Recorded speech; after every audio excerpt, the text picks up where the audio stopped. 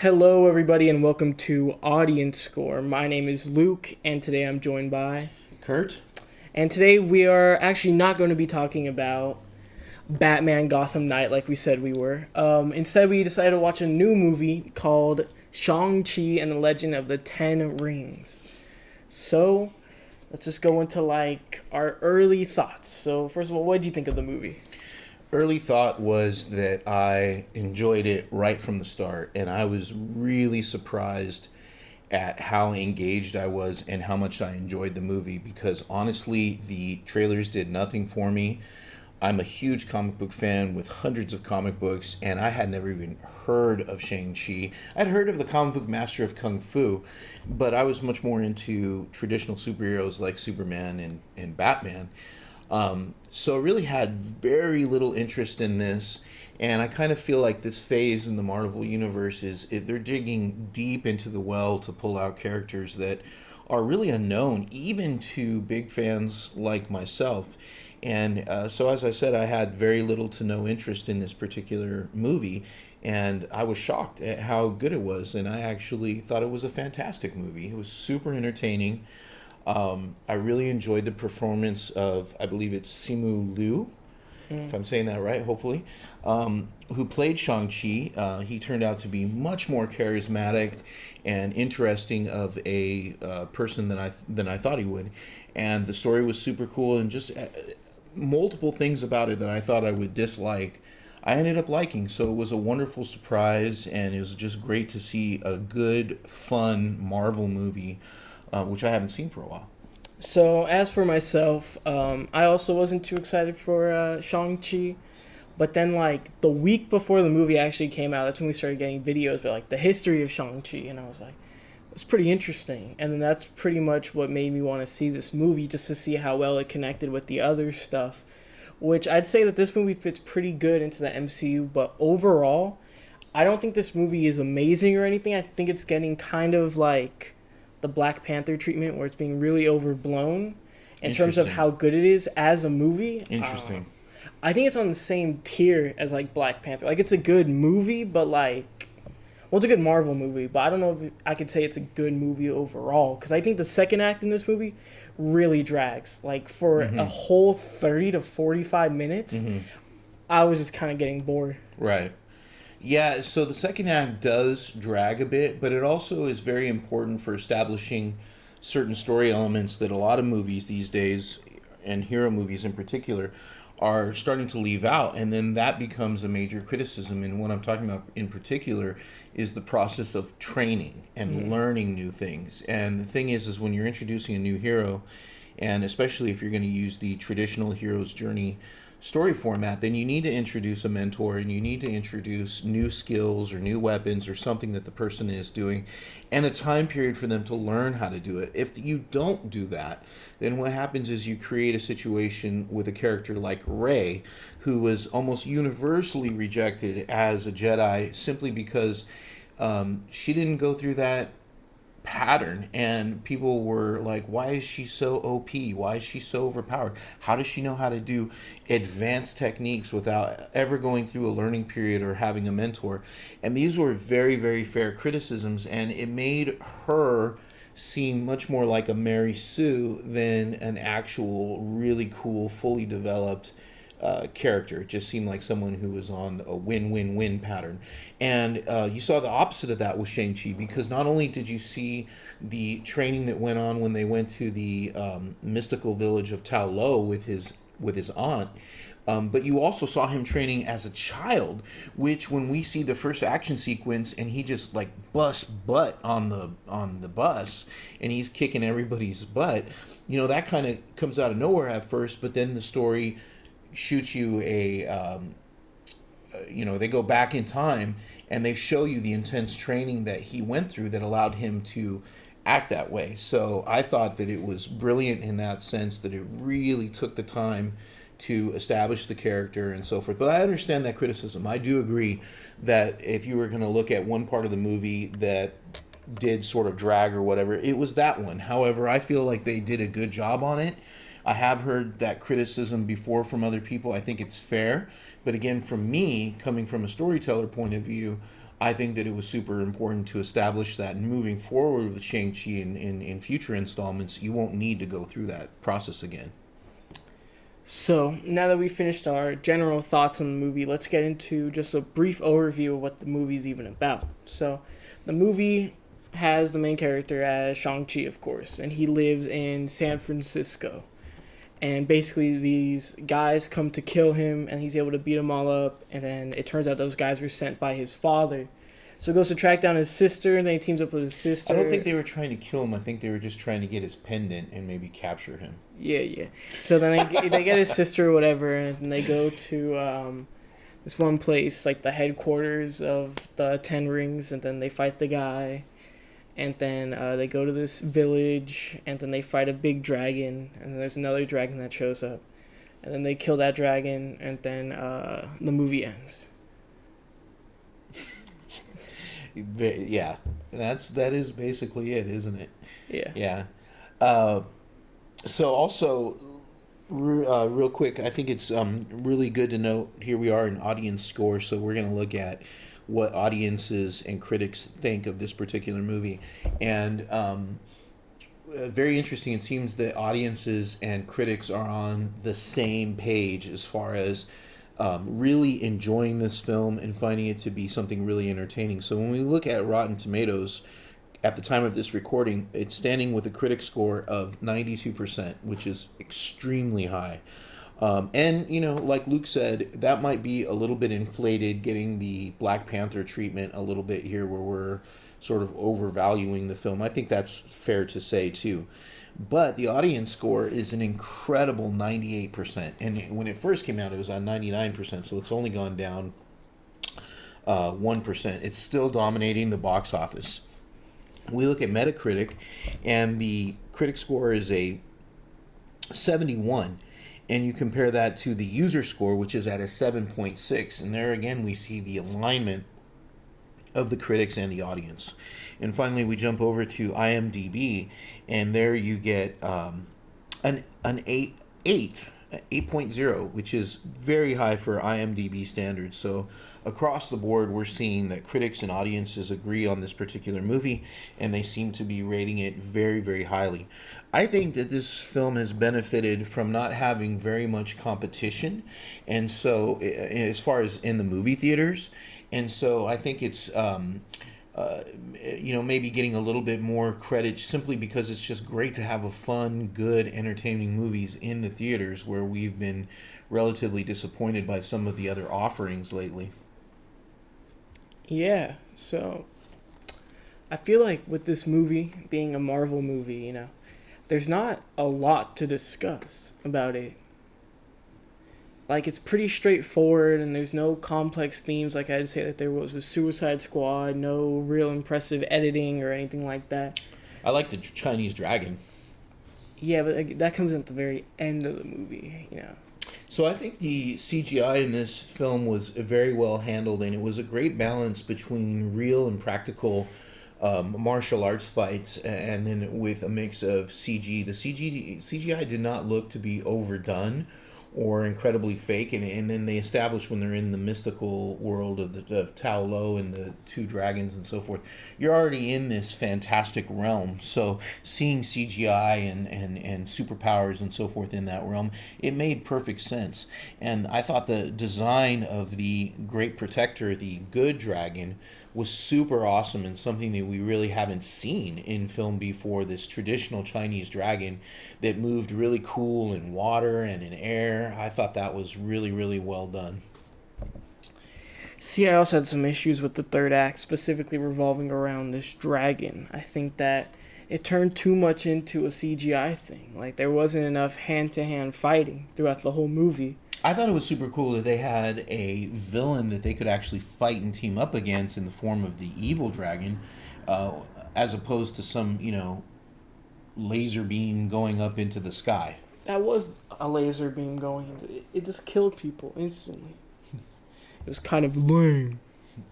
But, it was alright. I think I'm going to give it a 7 out of 10. I'm going to give Shang-Chi an 8, and the reason why it's not higher is because emotionally, it didn't invest me too much into the characters where I was really going on an emotional journey. It was much more like a fun popcorn movie. But there is a couple of things that I wanted to highlight in the film that I thought that they did exceptionally well. One of them was the use of martial arts, and what I noticed was that it was a really interesting mix of traditional martial arts, but from a variety of different sources. So, for example, when we go to the bus scene, where is the first huge action set piece, Shang-Chi busts a lot of moves that are very reminiscent of Jackie Chan. So, like twisting up the other person in his coat and so forth. That really reminded me of Jackie Chan. But later in Tao Lo, some of the movements of the in the training sequences really reminded me of Crouching Tiger, Hidden Dragon, with the look of the environment, the costumes they were wearing, and then also they were clearly flying on wires.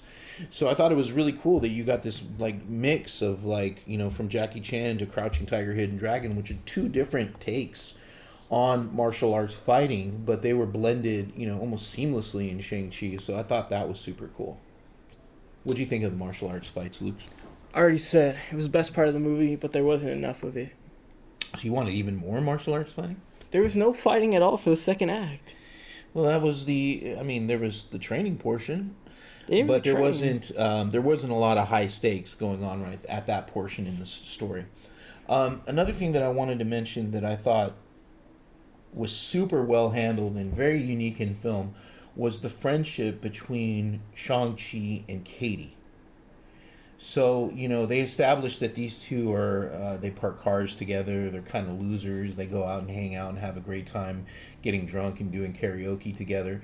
But it's so refreshing and so cool to see a male-female relationship, friendship that seems platonic. I don't know if they're going to develop it other ways, but there's no indication of romance in there. And you totally believe that these two were the best of friends.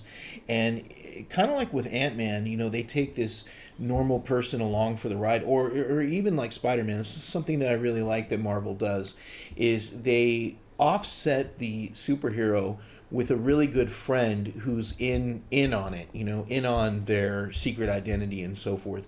And I think that that's really, really cool. Something you don't see at all in the DC universe for the most part. They could introduce it that way, but they don't. And Marvel has done a really, really good job of creating these sort of friend characters that give a lot of depth to the original character and make them much more interesting. And it's fun too because their interaction is humorous. Yeah. My biggest complaint about the movie would probably be is what is Shang-Chi going to do in future movies? Like, he's super powerful, but he still doesn't really know how to use the 10 rings. And then with what could possibly be coming in the future, Fantastic Four, Galactus, whatever the Eternals are going to have. If you were Kevin Feige, would you rather, to handle that issue that you're talking about, would you rather see a Shang-Chi 2, or would you rather see him in a team-up movie? Well, he's going to be in whatever team-up they end up doing. Mm-hmm. And he is probably going to get a sequel, if not a show, because of the ending with his sister or whatever, taking over the 10 rings. So I think that it's kind of a weird spot for Shang-Chi right now because, again, he's still not like a popular character. I mean, this movie's definitely going to boost up his notoriety, but it's just kind of weird him being there because this new Avengers is kind of all over the place. Yeah, I don't think they've really established who's going to be in the new Avengers. But you got a little hint of that in the post-credit scene when you saw, Captain Marvel, Carol Danvers, and Bruce Banner. What was your take on Bruce Banner appearing as Bruce Banner and not as Professor Hulk? I think it makes sense. After he snapped or whatever, he wished for everyone to come back. So maybe a part of that was that he wished himself to come back. Think about that. But I don't know. I think it also could just be that his radiation or whatever just went away. Like, he's so depowered now that he can't even use it. One of the coolest scenes that I thought was very well done, but it was too short for, in my opinion, was the fight between Wong and Abomination when you go into the underground fighting world that Shang-Chi's sister runs.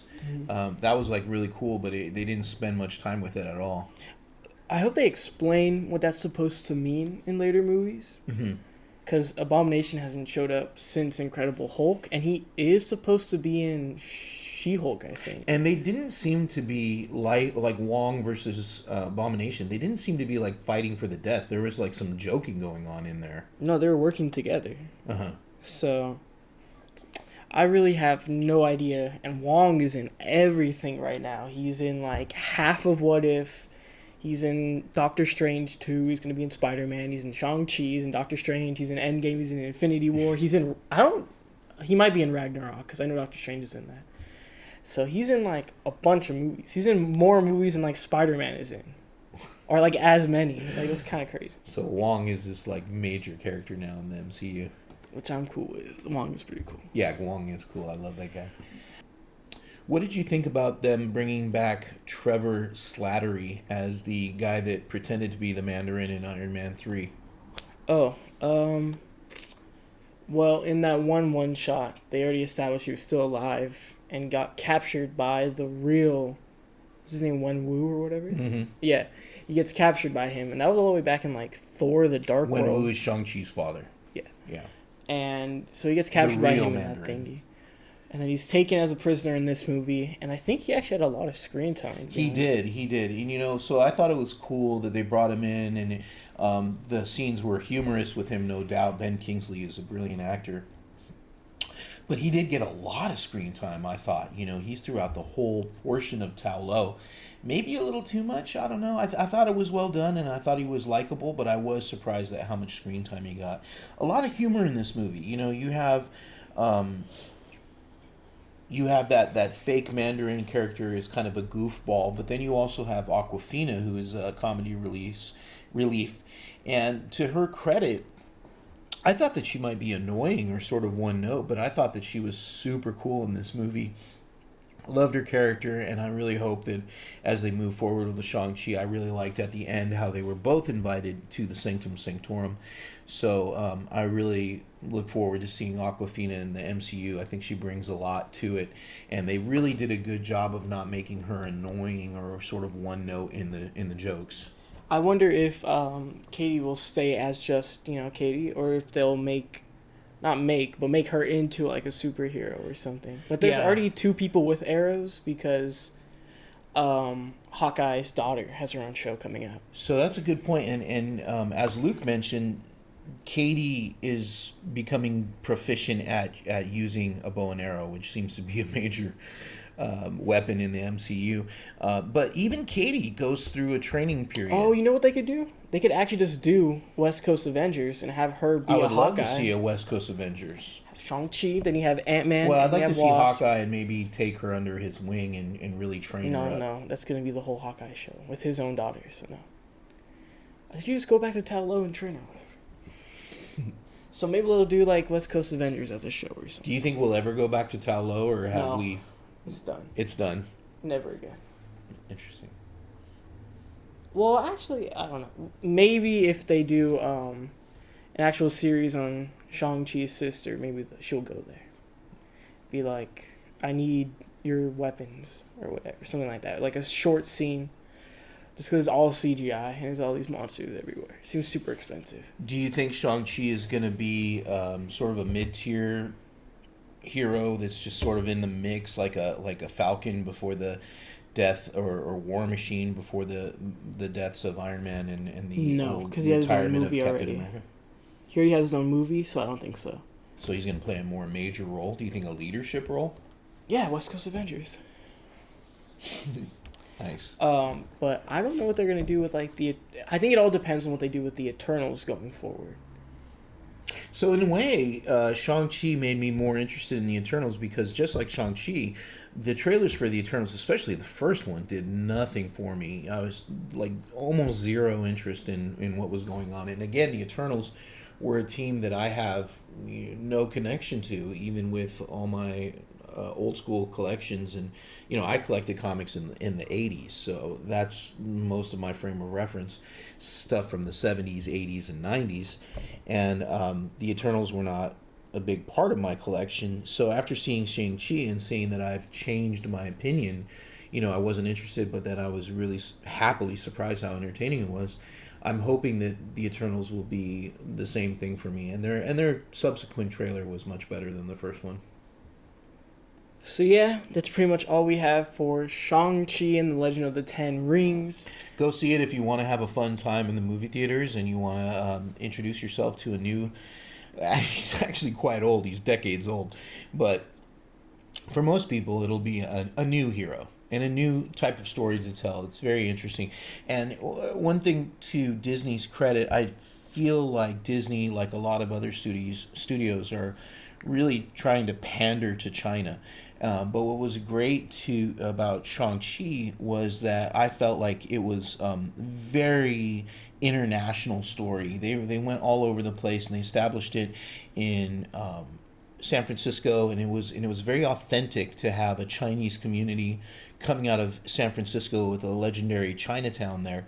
So it was a great connection between Chinese Americans as well as Chinese people from China, and I thought it worked really, really well without coming across as like just being pandering to mainstream Chinese moviegoers. I didn't feel that way at all. So again, that was another pleasant surprise by this film. I was pleasantly surprised throughout the whole thing. So yeah, come back next time where we either talk about Batman Gotham Knight or just something completely different.